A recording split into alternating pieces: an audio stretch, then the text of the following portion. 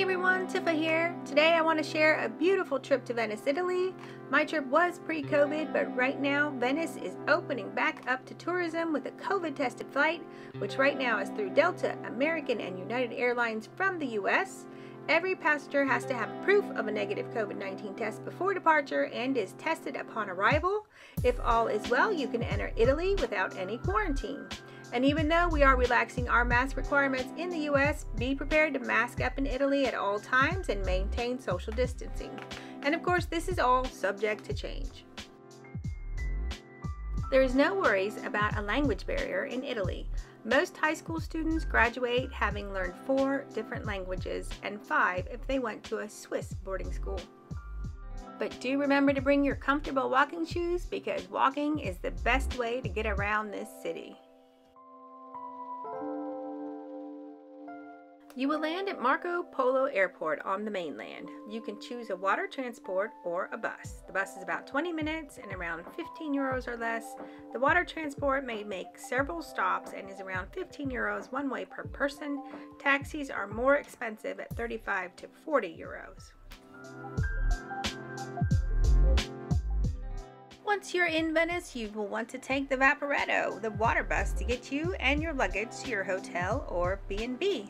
You can grab a ticket right in the Vaporetto stop for a one-day or a multi-pass. A single ticket is about 750 euros. After that, you can actually walk everywhere in Venice with no worries about getting lost.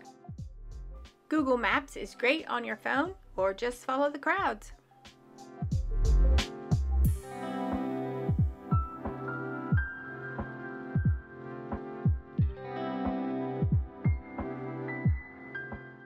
We did our tours with Dark Roam Tours. I will leave the link in the description box.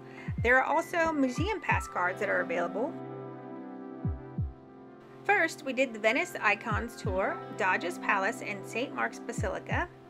It gives you a skip-the-line access, and your local tour guide will give you great commentary on the history and art of both.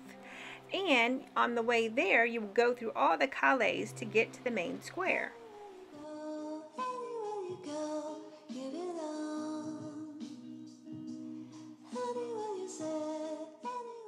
In St. Mark's Basilica, we were asked not to take photos in the church. So we were content with taking pictures of the outside of the church, which is just as architecturally amazing as the inside.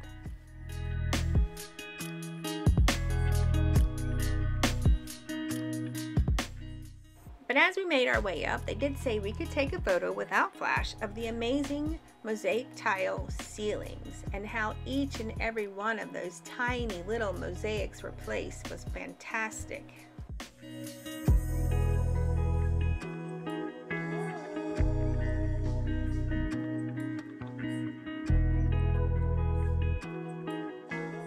Outside on the balcony of the basilica, you can see St. Mark's Square, the astrological clock, and the clock tower, where you can see the bronze men strike the bell at the top of every hour.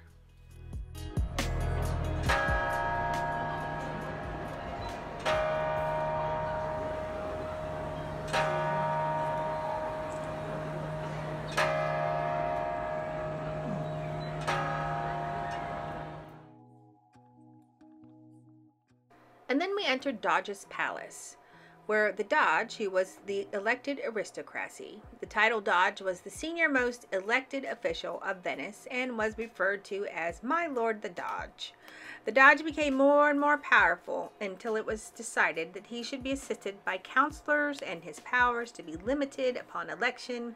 That is until 1797, when Venice passed into power under Napoleon's France. But until then, the Doge made this magnificent palace totally Venetian Gothic with a golden staircase, Senate Hall, Armory, and the Hall of the Grand Council.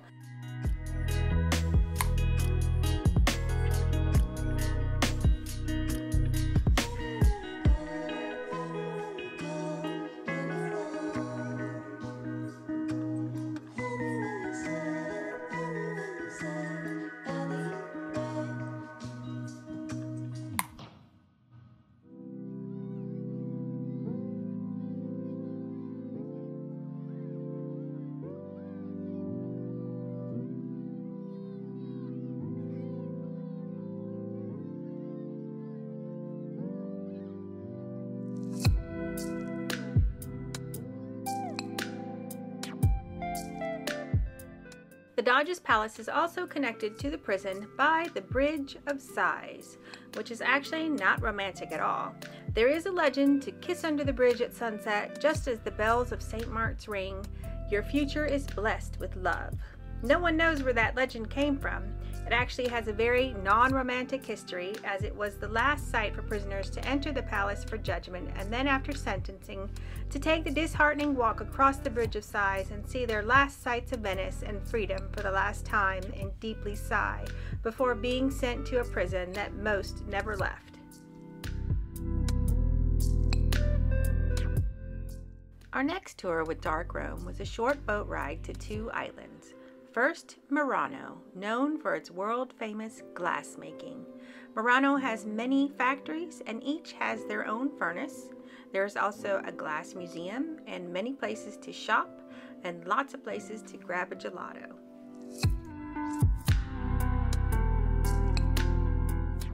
Murano, known for its lace making and pastel village homes along the canals, and is packed full of shops with lace and locally produced white wine. There is also a lace museum and a leaning bell tower at the back of the Church of St. Martin Bishop.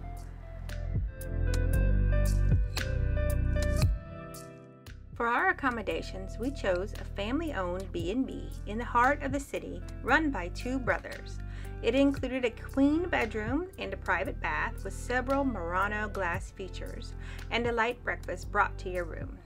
La Conda Calevele, this was such a beautiful stay with history, art, and amazing service. I was so glad we passed up the branded hotels for this stay. They met with us and gave us a map and went over the area, let us know some great information to get oriented from a local point of view. It's a 5-minute walk to Rialto Bridge and just a short walk to the Vaporetto stop. I'll leave the link in the description.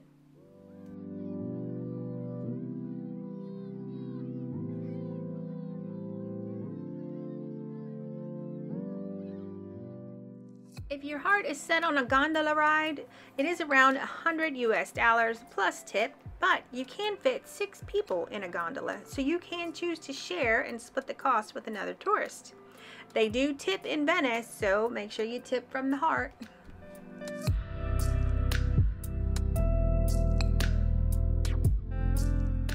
So here are my tips for Venice. Stay on the island, not the mainland. If you plan a winter trip, it is rainy season and Venice has Acqua Alta, and that is where the high tide comes in and floods St. Mark's Square. They do put platforms out so that you can get around. Here's a picture of the platforms behind my lovely husband. They had just put them out when we went, but they were not using them at that time. The winter is December to February, but Acqua Alta can start from September and goes to April.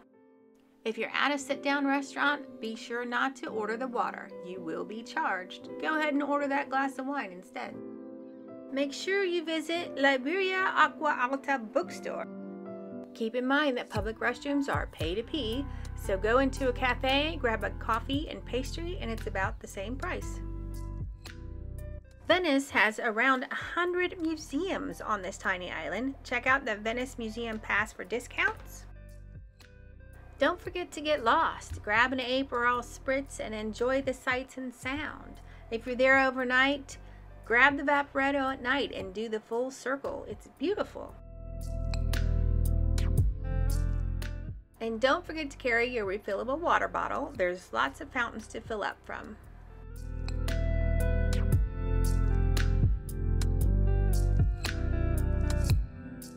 Thanks for joining me today.